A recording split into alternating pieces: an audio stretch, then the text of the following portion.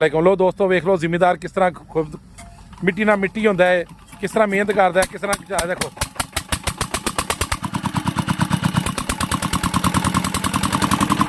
ਇਹ ਦੇਖੋ ਨੌਜਵਾਨ ਬੱਚੇ ਵੀ ਨਾਲ ਲੱਗੇ ਹੋਏ ਨੇ।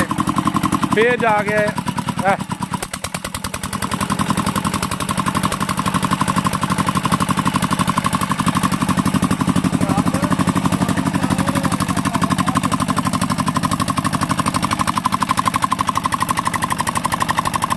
ਦੇਖੋ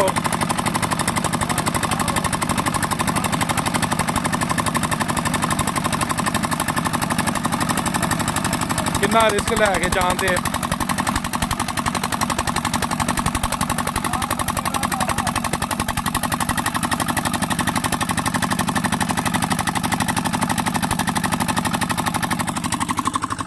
ਕਿਸ ਤਰ੍ਹਾਂ ਜ਼ਿਮੀਦਾਰ ਦੇਖ ਲਓ ਮਿਹਨਤ ਕਰਦਾ ਹੈ, ਜਾਨ ਹਥੇਲੀ ਤੇ ਰੱਖਦਾ ਹੈ।